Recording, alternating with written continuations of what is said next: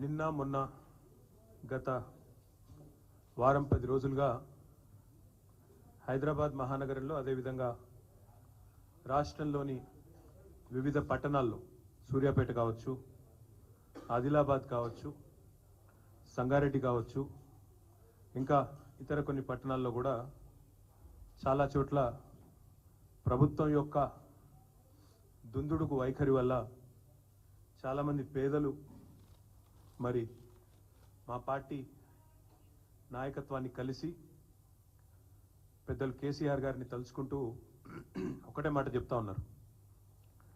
ఎన్నో ఆశలతో సాధించుకున్న తెలంగాణ రాష్ట్రంలో ఈ రకమైన అన్యాయం మళ్ళొక్కసారి కాంగ్రెస్ పార్టీ చేస్తుంది అని మేము ఊహించలేదు.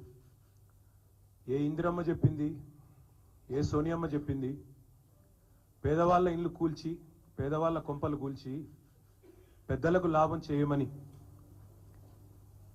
ఏ తల్లి చెప్పింది రేవంత్ రెడ్డికి అని చెప్పి ఇవాళ తెలంగాణలోని పేద తల్లులందరూ మా దగ్గరికి వచ్చి, మా నాయకత్వం దగ్గరికి వచ్చి మొరబెట్టుకుంటా ఉన్నారు.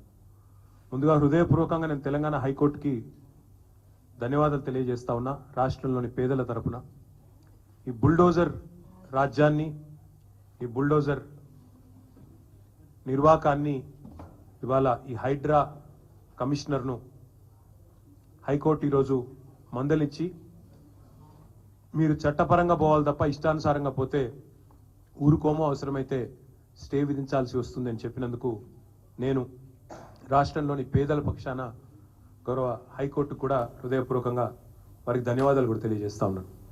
మా లీగల్ సెల్ కూడా వారికి అండగా నిలబడ్డది. పేదలకి లంచ్ మోషన్లు కూడా మూవ్ చేశారు.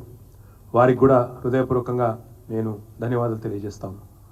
నిన్న మొన్న క్షేత్రస్థాయిలో పెద్దలు జగదీష్ రెడ్డి గారు కానీ, హరీష్ రావు గారు కానీ, శ్రీమతి సబితా ఇంద్రారెడ్డి గారు, గంగుల కమలాకర్ గారు, మెహమూద్ అలీ గారు, మా గౌరవ శాసనసభ్యులు దేవిరెడ్డి సుధీర్ రెడ్డి గారు, అదేవిధంగా వెంకటేష్ గారు, కాలేరు వెంకటేష్ గారు, ఇంకా చాలామంది మా తమ్ముడు కార్తిక్ రెడ్డి గారు, ఇంకా శ్రీనివాస్ గౌడ్ గారు, ఇంకా చాలామంది మిత్రులు క్షేత్రస్థాయిలో నిన్న మొన్న తిరిగి ప్రజల్లో ఒక విశ్వాసాన్ని నింపే ప్రయత్నం కూడా చేశారు. వారికి కూడా మరి హృదయపూర్వకంగా నేను అభినందనలు కూడా తెలియజేస్తా ఉన్నాను. ఇవాళ నేను మీ ద్వారా ప్రజలకు చెప్పేది, ప్రభుత్వాన్ని సూటిగా అడిగేది ఒకటే. అసలు ఎవరి కోసం చేస్తున్నారు ఈ ప్రాజెక్టు ముందుగా చెప్పాలని చెప్పి నేను రాష్ట్ర ప్రభుత్వాన్ని అడుగుతా ఉన్నాను. మీ ప్రాధాన్యాలు ఏంటి? మీరు ఇచ్చిన వాగ్దానాలు ఏంటి? మీరేం చెప్పారు? 100 రోజుల్లో 6 గ్యారెంటీలు అమలు చేస్తాం అని చెప్పి ఫుల్ పేజ్ యాడ్స్, 100 రోజులు 100 రోజులు 100 రోజులు అని చెప్పి వచ్చిన అధికారంలోకి వచ్చిన 100 రోజుల్లోనే 2000 పెన్షన్ 4000 అవుతుందని, అధికారంలోకి వచ్చిన 100 రోజుల్లోనే మహిళలందరికీ నెలకు 2500 చొప్పున ఇస్తామని, అధికారంలోకి వచ్చిన 100 రోజుల లోపలనే మరి తులం బంగారం ఇచ్చి కళ్యాణ లక్ష్మికి అప్పటికే ఇస్తున్న ₹1,00,000 అదనంగా ఇస్తామని, అదే మాదిరిగా మొదటి రోజే 2 లక్షల రుణమాఫీ చేస్తామని, 100 రోజుల్లోనే రైతు బంధును 10,000 నుంచి 15,000 చేస్తామని చెప్పి అధికారంలోకి వచ్చారు. వచ్చి ఇప్పటికి 300 రోజులు దాటింది. ఈ రోజుతో 300 రోజులు దాటింది. 100 రోజుల్లో చేస్తానని చెప్పిన ఒక్క మాట చేయకపోగా 300 రోజులు దాటినా కూడా ఎప్పుడు చేస్తారో కనీసం స్పష్టత ఇవ్వకుండా ఇవాళ అక్కరకు రాని, అక్కర లేని, ప్రజలు కోరుకొని ఏదో కాస్మెటిక్ ఎన్హాన్స్మెంట్ కోసం 1,50,000 కోట్ల రూపాయలు ఖర్చు పెడతాము అంటే నేను రాష్ట్ర ప్రభుత్వాన్ని, ముఖ్యంగా ముఖ్యమంత్రి రేవంత్ రెడ్డి ఎవరైతే ఈరోజు మున్సిపల్ శాఖ చూస్తూ ఉన్నారో ఆయన సూటిగా అడుగుతా ఉన్నారు, మీరు ఏం ఆశించి చేస్తున్నారు ఈ ప్రాజెక్ట్? దయచేసి చెప్పండి. ఒకవైపు ఏమో ఖజానాలో పైసలు లేవు, లంకె బిందెలు లేవు అని మీరే చెప్తారు. అప్పుల కోసమే అప్పులు కట్టాల్సి వస్తుందని మీ ఉప ముఖ్యమంత్రి చెప్తాడు. ఇంతవరకు కనీసం ఒక్క పని కూడా మీరు సవ్యంగా ఇచ్చిన హామీ ఒకటి నెరవేర్చలేదు. రుణమాఫీ అన్నారు, దేవుళ్ళ మీద ఒట్టు పెట్టారు, 15 ఆగస్టు అన్నారు, డిసెంబర్ 9 అన్నారు, ఇప్పటివరకు అది కూడా పూర్తి చేయలేదు. ఒక్క గ్యారంటీ కూడా ఇంతవరకు అమలు చేయలేదు. ఒక్కటంటే ఒక్కటి కూడా అమలు చేయలేదు. 420 హామీలు ఉన్నాయి, ఒక్కటి కూడా ఇప్పటి వరకు 10 నెలలు అమలు చేసిన పాపన పోలేదు. ఒక్క కొత్త ఉద్యోగం కూడా ఇవ్వలేదు. కానీ ఈరోజు దాదాపు 25,000 కుటుంబాలను రోడ్డు మీద పడేస్తా, 1,00,000 మందిని నిరాశ్రయులను చేస్తా అని మూసీ బాధితుల పాలిట ఒక కాలయముడిలాగా ముఖ్యమంత్రి గారు మారిపోయినారు.